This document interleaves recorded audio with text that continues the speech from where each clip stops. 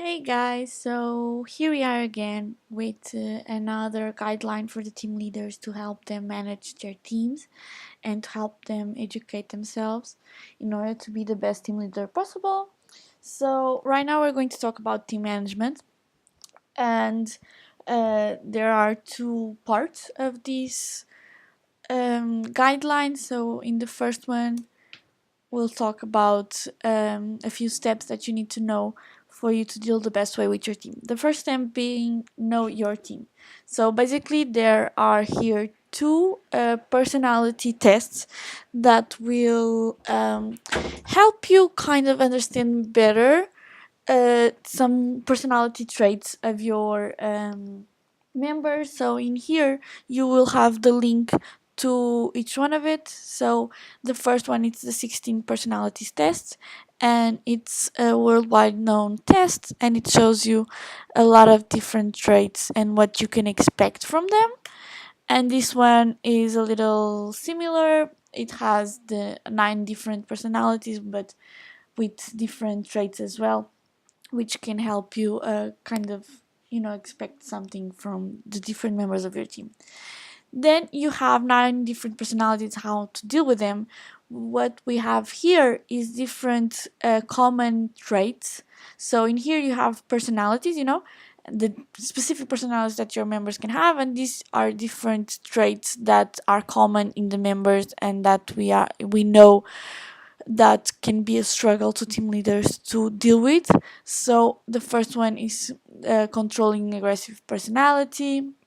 So it kind of tells you to keep your cool and not to react to provocations that they can evoke, and be kind of the rational one, and to be assertive when you can and when you should, but never being like emotional and get it have the better hand over you.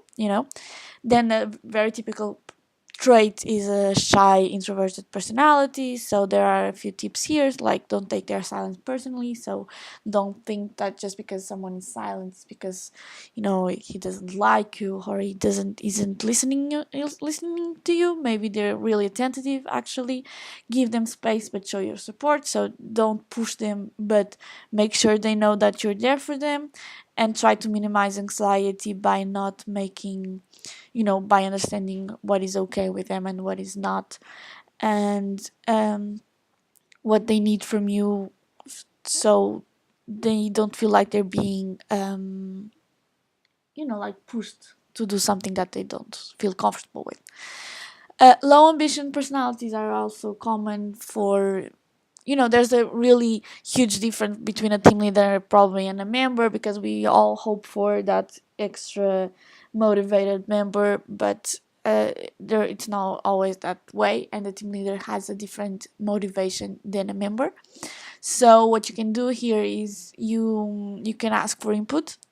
So um, it gives them the chance to own the responsibility and kind of want to achieve it, because they have the responsibility of creating stuff and creating input, and identify their needs to understand how you can help them to reach for more.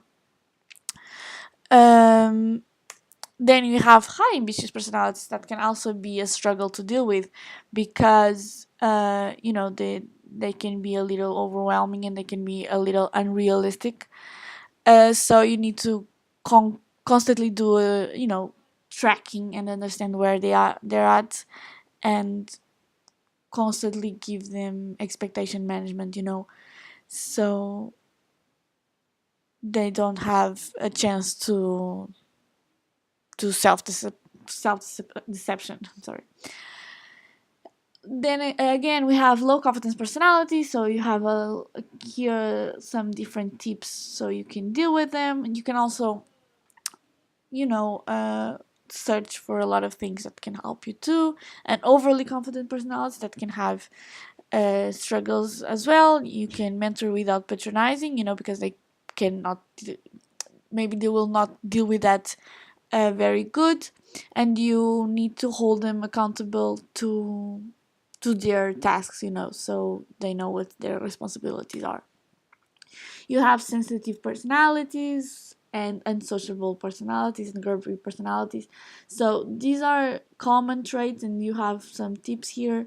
The first one, you need to be a little more empathic, and always um hold things and conversations and actions with caution, so you don't hurt them or something, but you want also this person to develop and grow out of them to be a stronger or more rational person, so you can have that in mind. And sociable personalities, you have to not take it personally. There are people who are not unsociable, and you have to understand what are their boundaries and limits. Grumpy personalities is a lot about killing them with kindness. That's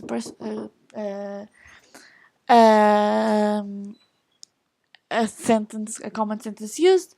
So you need to, kind of break their walls and try to reach for them. Then we have a common question is to delegate, how to delegate. So we have a long list of little steps for you to follow. So first step is choosing what to delegate. So you need to identify routine tasks and activities, meaning that you have to know what the actual tasks that there are to do, and only then you can identify who is better classified to do them. So first you list down the activities, the tasks that need to happen, and then you can choose who will do it, who will do them. So that's where the second step comes, choosing people to delegate to. So having the list of tasks that you did before, you can kind of understand what each task needs, skills, knowledge, and competences. So you need to understand the needs of each task, and then you can pick the right person. And there are 5 criteria. You need to assess potential delegates, so organizational level, match with, meaning if this is a task that needs to be done by me or it can be done by my member. Match with strengths and skills, development potential, so if this is a task that will actually develop my member. Current workload, so maybe that member is the best person to do it, but they already have a lot to do, so maybe they're not the best. And reliability, if that's a person that you can take a risk on and give them that task. And you should build the person confidence, so they can do their job the best way. And you should do that because they will give their best to the activities. The how of delegation is developing a delegation plan. So there are these 5 steps that you can follow. You can hand over the task, and finally, you should track down the quality and the timeline of the task if it's being done. Finally, you should also learn how to give feedback.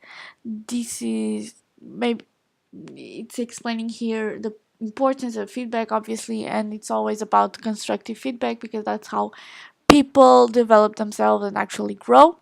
So the first step is to create safety, meaning that you should be in a safe environment, and the person should never feel like attacked, and you should always talk with them, not in an offensive way, but actually in a hopes of developing them and helping them.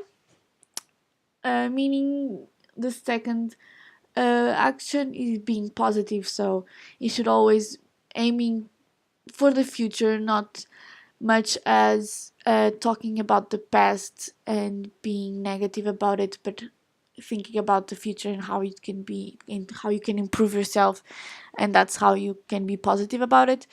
Being specific, it's about you to really to really explain where they should act and how they should improve so they actually can do it. And you should never be vague because that's not really helpful for the person. Then you should be immediate, if you think that someone needs feedback, constructive feedback, it's better to do it as possible. Not meaning that you should do it spontaneously. You should always prepare yourself and prepare the moment, but don't wait up, don't procrastinate this moment, because it can be really important for the future. And you need to be tough, but not meaning that you should be assertive, meaning that that's a situation that needs to be taken in account, but never offend anyone. So that's it. I hope it's helpful. If you need help, you can always contact Laura Poescu, who is the MCV PTM.